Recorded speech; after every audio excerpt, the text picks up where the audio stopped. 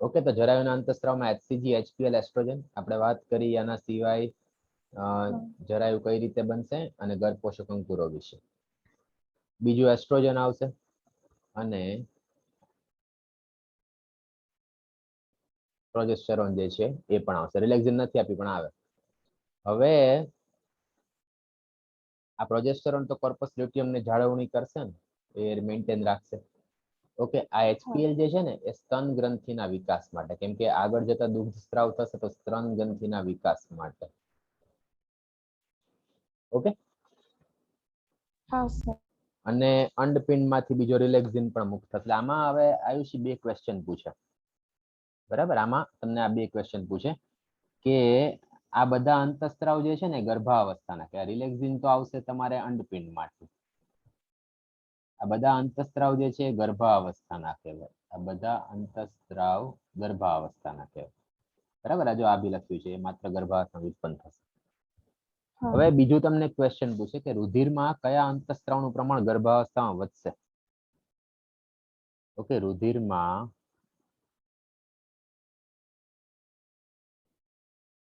ગર્ભાવસ્થામાં કયા અંતઃસ્ત્રાવનું પ્રમાણ વધશે? ઓકે, તો આ જો આ ખાસ યાદ રાખજો. એસ્ટ્રોજન, પ્રોજેસ્ટેરોન, કોર્ટિઝોલ, પ્રોલેક્ટિન,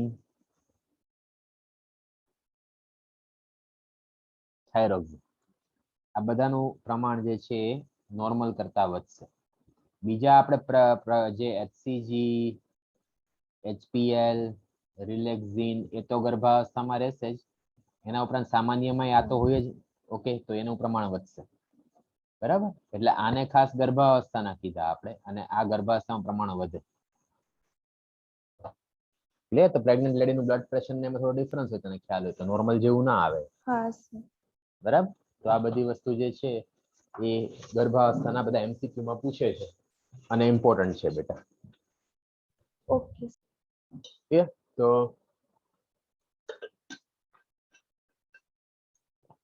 આમાં કોઈ પ્રોબ્લેમ હોય તો બોલ. ના સર.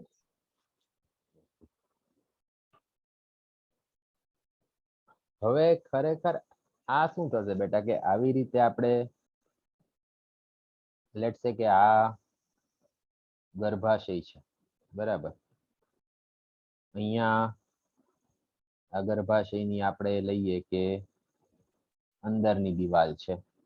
ઓકે, આ આખું ગર્ભાશય જે છે આપણે ગણીએ છીએ તો અહીંયા ગર્ભનો વિકાસ આવી રીતે આમ થશે અને ફરતે બધે જ અહીંયા આ રીતે અહીંયા ગર્ભ પોષક રસાંકુરો જે છે જોવા મળશે. ઓકે, હવે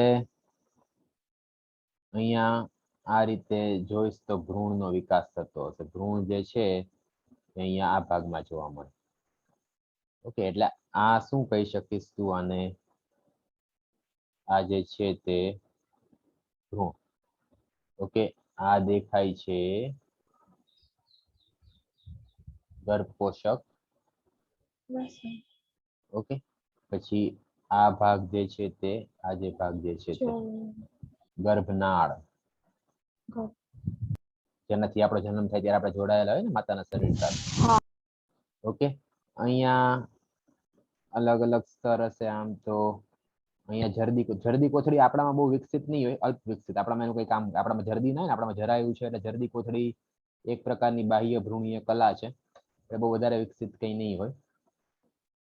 ના ગર્ભાશયનો આપણે અંત દિવાલ છે એન્ડોમેટ્રિયમ. અહીંયા શું હશે બેટા? આ જગ્યા પર ગ્રીવા સ્થાનમાં અહીંયા જો શ્લેષ્મનો જથ્થો જોવા મળશે. આખો માર્ગ જે છે તો આપણે ગ્રીવા માર્ગ કહીએ ને. હા, એટલે અહીંયા શ્લેષ્મનો જથ્થો જોવા મળશે. પ્રેગ્નન્સીમાં શ્લેષ્મનો સ્ત્રાવ વધી જશે એટલે અહીંયા શ્લેષ્મનો જથ્થો જોવા મળે, એટલે આ પ્રોટેક્ટેડ રહે. ક્લિયર એટલું બેટા? હા સર.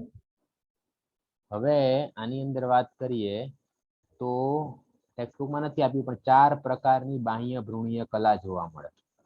ઓકે, એટલે બાહ્ય ભ્રૂણીય કલા શું છે? આ જે ભ્રૂણ છે ને, આ જે ભ્રૂણ આપણું દેખાય છે એ ભ્રૂણની આસપાસનો જે જે જે વિસ્તાર છે, આ જે ભ્રૂણ દેખાય છે આ ભ્રૂણની આસપાસમાં જે કાંઈ હશે એટલે આપણે આ વિસ્તારની વાત કરીએ. અહીંયા જે સ્તર હશે, ક્વેશ્ચન પૂછે છે, ટેક્સ્ટબુકમાં આપ્યું નથી સરખું. ઓકે, તો 4 પ્રકારની એટલે 4 બાહ્ય ભ્રૂણીય કલાઓ. એટલે આ શું છે કે ભ્રૂણની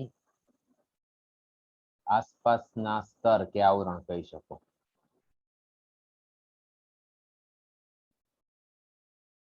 ઓકે, તો આ શેમાંથી ઉત્પન્ન થશે? ક્વેશ્ચન પૂછ્યો છે એક બેટા. તો આ ઉત્પન્ન થશે પોષક સ્તરમાંથી. ગર્ભ પોષક સ્તર હતું ને, હા સર. પોષક સ્તરના કોષોમાંથી, ટ્રોફોબ્લાસ્ટ કહેવાય, એમાંથી ઉત્પન્ન થશે. તો 4 માં કયા છે? તો કે ફર્સ્ટ છે પુલ્વ અથવા એમનિયોન કહેવાય. ઓકે, તો આ સૌથી અંદરની છે.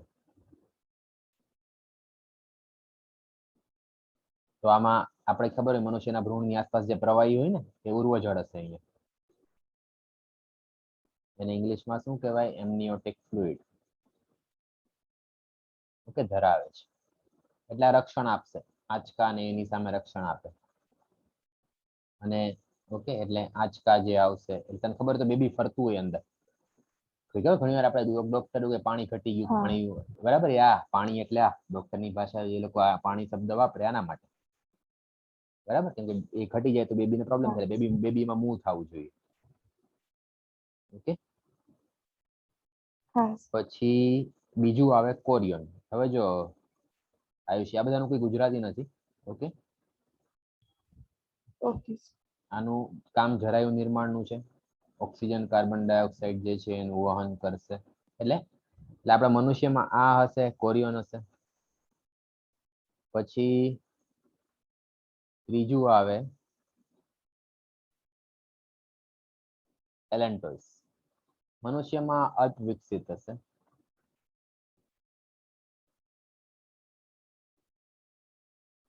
ઓકે, કેમ કે મનુષ્યમાં શું છે? મનુષ્યમાં રૂપાંતરિત થશે ગર્ભનાળમાં. રૂપાંતરિત થશે ગર્ભનાળ. ઓકે, પક્ષીઓમાં ને એમાં કાર્ય કરે. પક્ષીઓમાં એ ઉત્સર્ગ દ્રવ્યનો સંગ્રહ કરશે ને એવું બધું કાર્ય છે એમાં.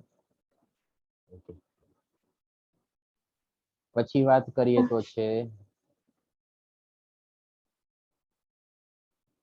જરદી કોથળી. ઓકે, તો આ મનુષ્યમાં અવશિષ્ટ છે, વિકસિત નથી. આપણામાં જરદી કોથળી અવશિષ્ટ, અવશિષ્ટ એટલે પૂર્વજોમાં કાર્ય કરતું, પણ આપણામાં જે છે અવશિષ્ટ કલા તરીકે છે, કોઈ કાર્ય નથી કરતું. કે આપણામાં જરાયું હોય ને એટલે.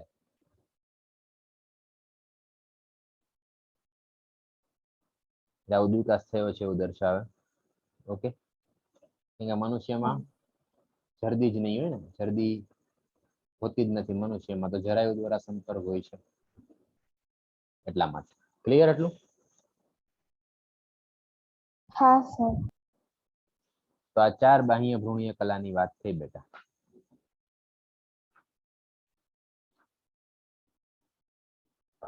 હવે સ્થાપન પછી ગર્ભ સ્તર 3 બનશે ને, અંતઃગર્ભ સ્તર, મધ્ય ગર્ભ સ્તર, બાહ્ય ગર્ભ સ્તર. બરાબર છે, તો આપણે વાત કરી ગયા હતા. જનરલી ગોઠવણી કઈ રીતે થશે? એક મિનિટ એડ કરી લઉં સ્લાઇડ.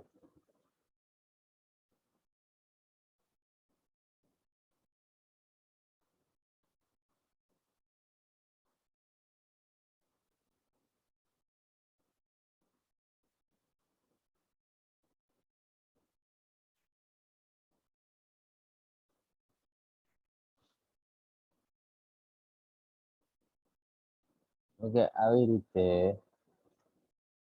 કોષોના સ્તર છે ને બેટા, એ તને હું અલગ અલગ કલર થી બતાડું. એક કોષોનું સ્તર આમ ગોઠવાશે, બીજું સ્તર આમ ગોઠવાશે. ઓકે, પછી એક કોષોનું સ્તર આવી રીતે ગોઠવાશે. ઓકે, અને અમુક કોષોનો સમૂહ જે છે ને એ આપણને અહીંયા જોવા મળશે. અમુક કોષોનો સમૂહ જે છે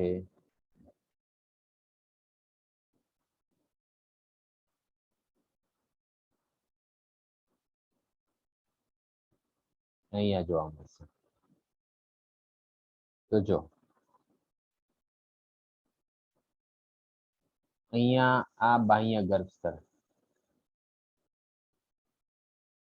ઓકે, પછી આ અહીંયા જે કોષો હશે, અહીંયા મધ્યમાં ગુહા હશે. એ ગુહાની આસપાસ મધ્ય ગર્ભ સ્તર હશે. મનુષ્યમાં ને એમાં મધ્ય ગર્ભ સ્તર શરીર ગુહાની આસપાસનો વિસ્તાર હોય. ઓકે, અને અહીંયા જે છે આ અંતઃગર્ભ સ્તર. તો આવી રીતે ગોઠવણી જોવા મળે. મનુષ્યમાં 9 મહિના હોય છે, આપણને ખ્યાલ છે. ગર્ભાધારણ સમય એટલે 9 × 30 270 દિવસ કહીએ ને, હા 36 અઠવાડિયા થાય. હાથીની અંદર 624 દિવસ છે, એટલે ઓલમોસ્ટ એમ સમજ કે 2 વર્ષ જેવું થઈ ગયું. 2 વર્ષમાં થોડુંક ઓછું. કૂતરા બિલાડીમાં 60 થી 75 ડેઝ હોય. 65 to 70 ડેઝ નો ગર્ભાધાન સમય જે છે એ જોવા મળશે. ક્લિયર બેટા? તો હા સર. આટલું છે આમાં.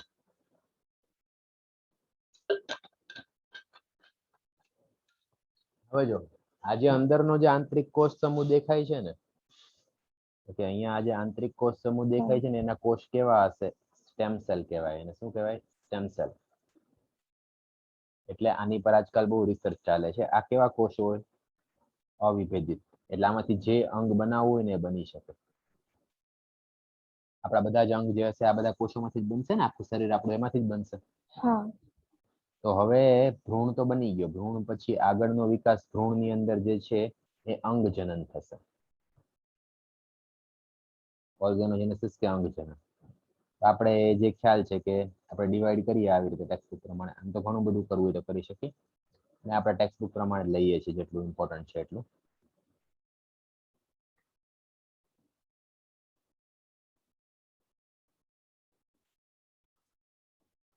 તો 1 મહિનો અથવા 4 અઠવાડિયા, પછી 2 મહિના અથવા 8 અઠવાડિયા, ફર્સ્ટ ટ્રાઇમેસ્ટર એટલે પ્રથમ 3 મહિના, ઓકે 12 અઠવાડિયા, પછી 5મો મહિનો, ઓકે, પછી 6 મહિનો 6 મંથ 24 અઠવાડિયા, અને પછી 9 મહિના. 3 ટ્રાઇમેસ્ટર થયા. તો સૌથી પહેલા શું વિકસિત થાય? સૌથી પહેલા હૃદય, પછી અહીંયા બીજી ઉપાંગો અને આંગળીઓ, ઓકે, પછી મુખ્ય અંગતંત્ર, ઓકે, બાહ્ય જનનાંગો વિકસિત થશે. ઓકે, પછી ફીટસ જે છે, આ શિશુ જે છે એ હલનચલન દર્શાવશે. માથા પર વાળ, ઓકે, પ્રથમ હલનચલન દર્શાવે. ડોક્ટર ડોપલર થી હાર્ટ ના સાઉન્ડ સંભળાવી શકે. પછી આખા શરીર પર રૂવાટી ઉત્પન્ન થશે.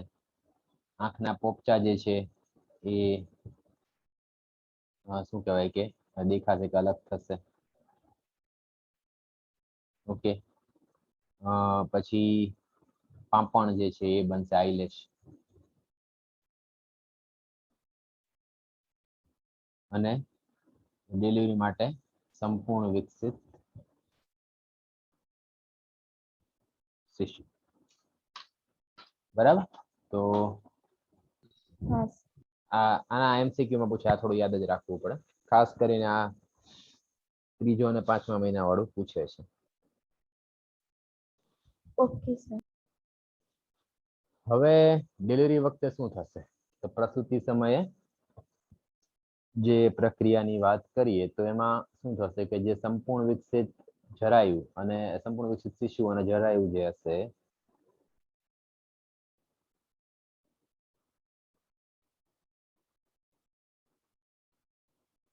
શિશુ અને જરાયુ હશે એમાંથી સંદેશાઓ જે છે પ્રસૂતિ માટેના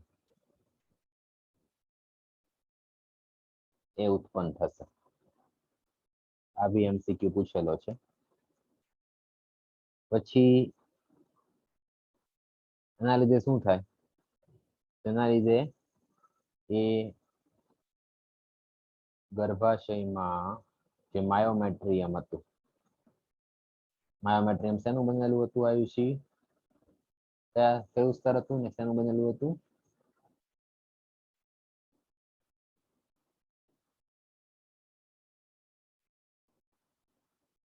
આયુષી હા સર. શેનું બનેલું હતું માયોમેટ્રિયમ? નથી યાદ? ચોપડીમાં જોવું પડે છે. આમ નો ચાલે. માં સરળ સ્નાયુઓનું બનેલું હતું. એમાં શું થશે કે વાંચ્યું નથી તે માં સંકોચનો થશે. ઓકે, એટલે એના લીધે શું ઉત્પન્ન થાય? ઓકે, FER પ્રસૂતિની પીડા.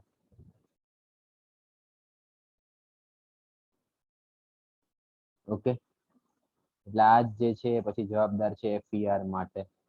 FER એટલે ફીટલ ઇજેક્શન રિફ્લેક્સ અથવા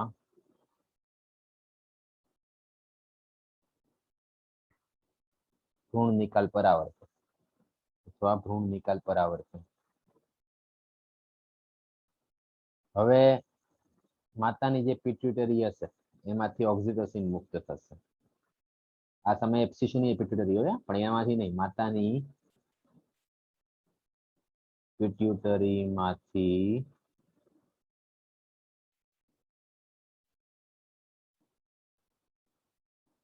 ઓક્સિટોસિન મુક્ત થશે.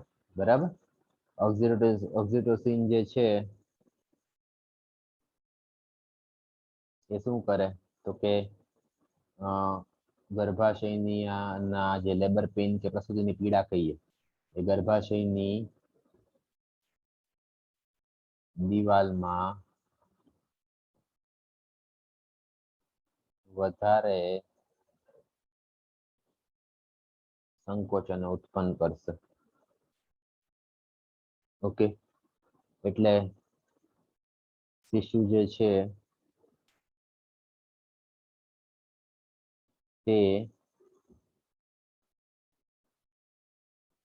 જન્મ માર્ગથી FER જે થયું હતું ના લીધે બહાર આવશે. નેચરલ ડિલિવરીમાં, સી સેક્શનમાં નહીં. અને પછી જરાયુ પણ બહાર આવી જશે. શિશુ બહાર આવ્યા પછી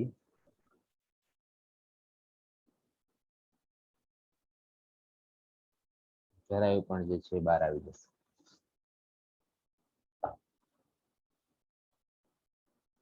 ક્લિયર?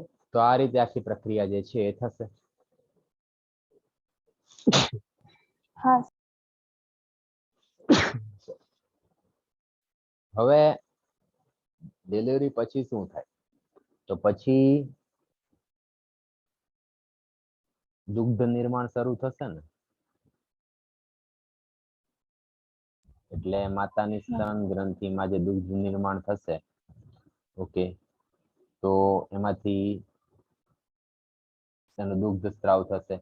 એટલે આના માટે જવાબદાર છે માતાની પિટ્યુટરીમાંથી અંતઃસ્ત્રાવ પ્રોલેક્ટિન.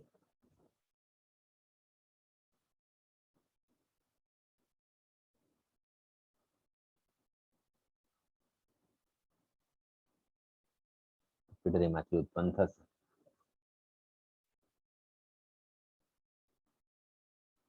ઓકે, હવે આમાંથી જે શરૂઆતના 6 મહિના ડોક્ટર હંમેશા સલાહ આપે જેને દૂધ નવસ્તન્ય કહેવાય અથવા કોલોસ્ટ્રમ કહીએ, જે શિશુ માટે ખૂબ જ જરૂરી છે રોગ પ્રતિકારકતા માટે, એના વિકાસ માટે, જેને આપણે કહીએ કોલોસ્ટ્રમ. ઓકે, તો આ શરૂઆતમાં જે દૂધ ઉત્પન્ન થશે એની વાત છે. આમાં એન્ટીબોડી હશે. કયા એન્ટીબોડી હશે? IgA. જરાયુમાંથી કયું એન્ટીબોડી પસાર થશે? જરાયુથી પણ રક્ષણ મળશે. હા, તો જરાયુમાંથી એન્ટીબોડી પસાર થાય આઈજીજી, એ ખ્યાલ રાખવાનું કે જરાયુમાંથી આઈજીજી જે છે એ જરાયુમાંથી પસાર થશે અને શિશુને રક્ષણ આપશે.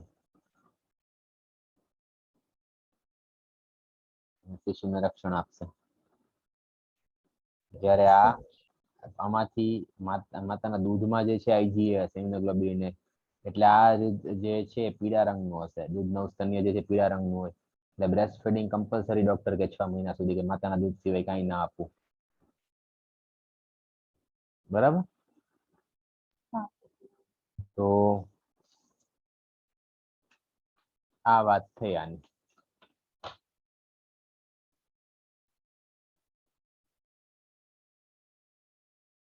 બરાબર. અને મનુષ્યમાં જે જરાયું જે છે કોરિયોનિક પ્રકારનું છે, એ બી એક ક્વેશ્ચન હતો કે મનુષ્યનું જે જરાયું તમે કોરિયોનિક પ્રકારનું કહી શકો. આવ્યું છે તને માયોમેટ્રિયમ ખ્યાલ નહોતો બેટા? બહુ ખરાબ કહેવાય તું તો. નથી વાંચતી તું? હે બેટા? સર વાંચ. તો માયોમેટ્રિયમ ન ખબર હોય, બહુ યાર, બહુ શરમજનક કહેવાય. આવ્યું છે એટલું ન આવડે આપણને તો.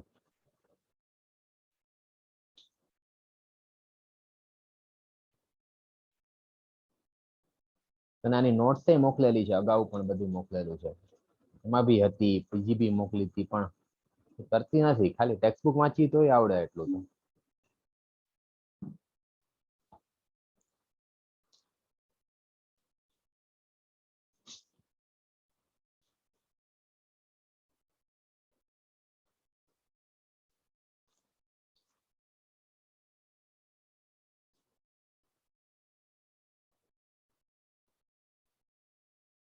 ક્લિયર આવ્યું છે? તો આ ચેપ્ટર ની અહીંયા ઓલમોસ્ટ સ્ટોરી ઓવર થઈ. આપણે તારે કઈ પ્રોબ્લેમ હોય તો બોલ. હું ક્વેશ્ચન પૂછું બેઝિક વસ્તુ ન આવડે બેટા, તો પછી આવ્યું છે તારો મારો ટાઈમ બગડવા જેવું થાય.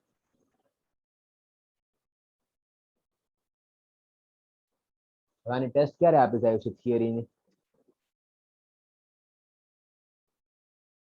શનિવારે સર. ઓકે.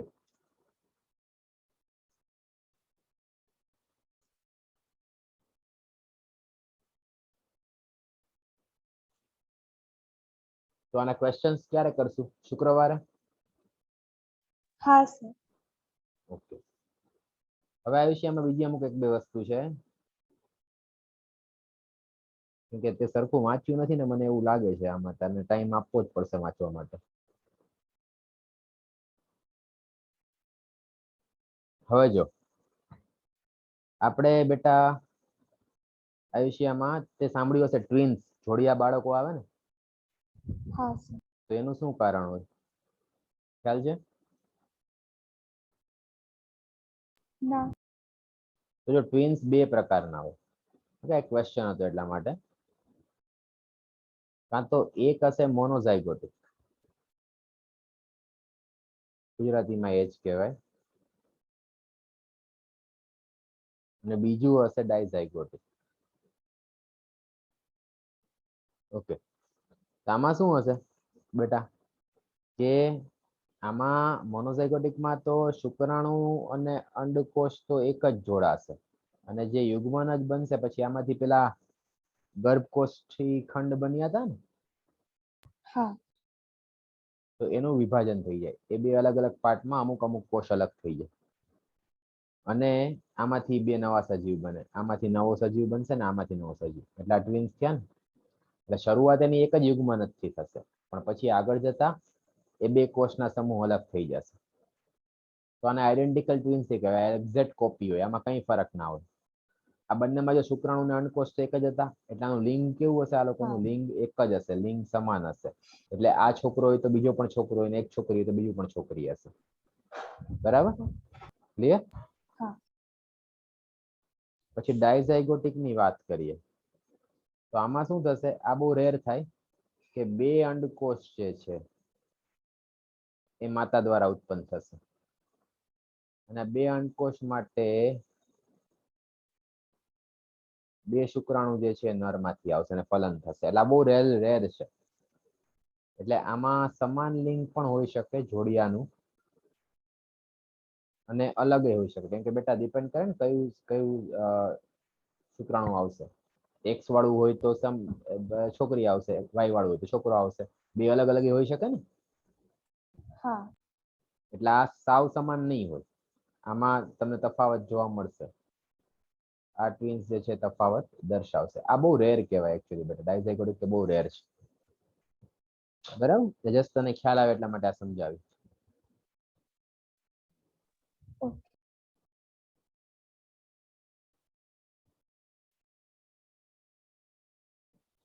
હવે જો બીજો એક ક્વેશ્ચન તમને પૂછ્યો તો ગ્રે ક્રેસન્ટ નો.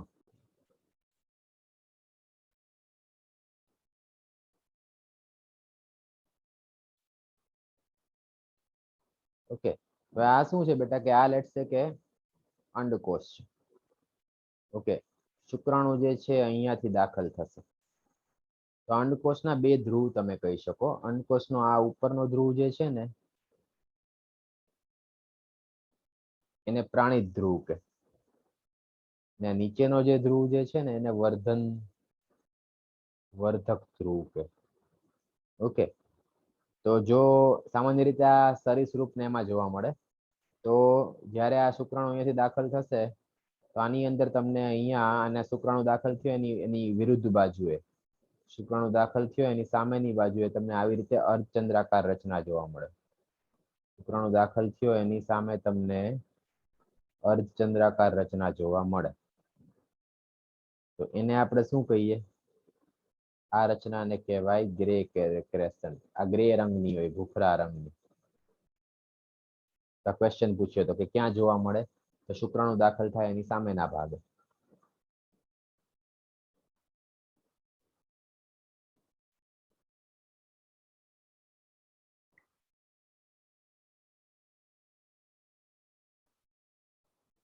એની સામેના ભાગ પર. ક્લિયર? હા સર. વખત આ બધા એમસીક્યુ માં બધું પૂછેલી છે આ વસ્તુઓ. તો અહીંયા આવ્યું છે આ ચેપ્ટરની વાર્તા પૂરી. કઈ પ્રોબ્લેમ હોય તો બોલ આમાં.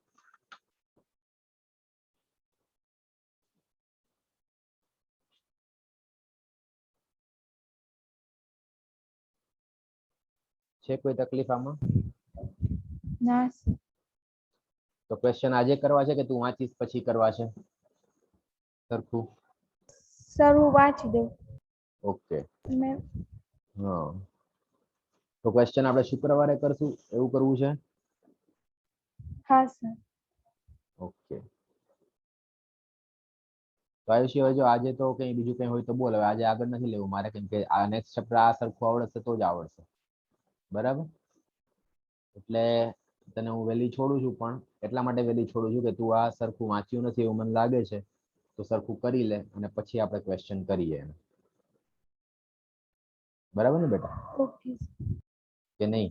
તો જે ટાઈમ મળે આજનો તને કલાક જેવું હોય તારે આમાં યુઝ કરવાનો છે. પછી હું પૂછું ને એન્ડોમેટ્રિયમ ને એવું ન આવડે આવ્યું છે તો એ સારી વાત ન કહેવાય બેટા. બરાબર ને કે નહીં આવીશું? અને શનિવારે પછી હા થિયરીની ટેસ્ટ આપવાની છે, પછી આવતા વીકમાં આની એમસીક્યુ ની આપવાની છે. બરાબર, ઓકે. તને આ મોકલી દઉં છું. મેં કાલની આજે ભેગું મોકલી દઉં છું તને. એક જ મિનિટ. મારું બધા વાઈફાઈ આજે જ ચાલુ છે એટલે વાંધો નહીં આવે. કાલે પ્રોબ્લેમ હતા ને બહુ એટલે. સર મેર પડે તો આના વિડીયો પણ મોકલજો. હા બેટા, હું મૂકી પાછળ. દઈશ. હા હા, મારે મૂકવાના જ આવ્યું છે પણ રહી જાય છે, કેમ કે મારે પેલા ગવર્મેન્ટના લેક્ચર બધું ચાલુ છે ને મેડમ, પ્લસ મારે અપડાઉન બી બહુ ચાલુ હતું. હા સર. હું મૂકી દઈશ ચોક્કસ. જો મારે કોર્સના ને એ બધા બી મૂકવાના છે.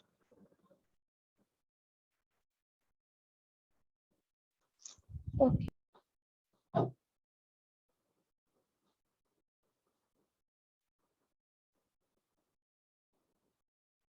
એક જ મિનિટ તમે મોકલી દો પછી.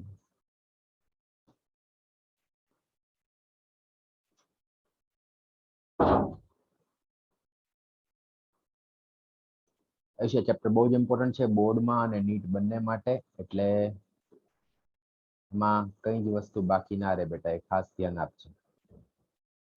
ઓકે.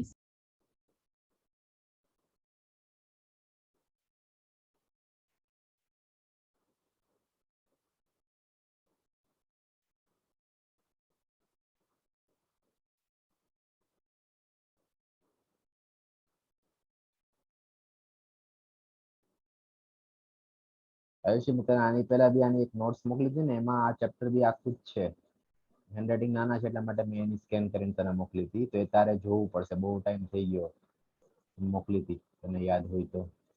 હા સર. બરાબર, તો એમાંથી આખું ચેપ્ટર તો છે જ, બીજી બી હશે તો મોકલી દઈશ હું તને. એમાં શું હેન્ડરાઇટિંગ નાના છે ને તો ઝેરોક્સ ઓછી કરાવી પડે એટલા માટે મેં મોકલી હતી. આ જો મોકલેલી જ છે તને, 146 પેજનું હતું આખું. એમાં ઓલમોસ્ટ આ ચેપ્ટર છે અને આના પછીનું છે, સેકન્ડ ચેપ્ટર છે અને પેલું છે આપણે દેહ ધાર્મિક વિદ્યા. મેં તને પ્રીવિયસ યર્સના બીજો બધા ક્રિષ્ના સ્કૂલના સારા હતા, ફિઝિક્સ કેમિસ્ટ્રી પણ મોકલ્યા હતા. હા. એ બી બધા કરતી રહેજે એમાંથી બેટા. ઓકે. બરાબર ને આયુષી? મજા આવે છે ને ભણવાની કે નથી આવતી મજા? કેમ એવું હા લાગે છે? સર. હા હા પડે છે. ના સર પડે છે ખબર. હા કરજે, હા પેરેલલી બેટા, આપણે કરવાનું છે વ્યવસ્થિત. બરાબર ને? ઓકે. ઓકે બેટા, તો અહીંયા સ્ટોપ કરીએ. તો આ ટાઈમનો ઉપયોગ કરજે અને આપણે શુક્રવારે ક્વેશ્ચન કરશું, તો રેડી રહેજે. બરાબર? ઓકે. ઓકે બેટા, શનિવારે પછી એની ટેસ્ટ આપી દઈશ. શુક્રવારે સવારે હશે તારે આવ્યું છે સ્કૂલ કે નહીં હોય? સર ખબર નહીં, આજે પણ લેક્ચર તો એક જ લીધું હતું. એવું છે. એટલે હું અચ્છા. તમને મેસેજ કરી દેવું હોય. એટલે મારે છે ને 9 વાગ્યા સુધી લેક્ચર હોય છે કોલેજનો, પછી હું ફ્રી થાવ. તો જો તું 9 વાગ્યા આસપાસ ફ્રી હો તો પછી આપણે 9 થી 10 માં કેમ લઈ લેશું. બરાબર? ઓકે. હા, તો મને ખાલી ફોન કરી દેજે 9:45 આસપાસ, કેવું હોય તને ખ્યાલ આવે તો શુક્રવાર. બરાબર? ઓકે. ઓકે બેટા. અને આયુષી, મેં છે ને મારા ફ્રેન્ડને વાત કરી છે, લગભગ આ વીકમાં હું તને પેલી બુક પહોંચાડી દઈશ, આ વીક કે નેક્સ્ટ વીકમાં. બરાબર ને? એટલે આવવાનો છે ને, ત્યાં એનું ઘર ત્યાં જ છે આપણે પેલા મોતીપુરા પાસે. તો પછી તો પપ્પાને કોકને કઈ કલેક્ટ કરાવી લેજો. બરાબર? ઓકે. ઓકે બેટા.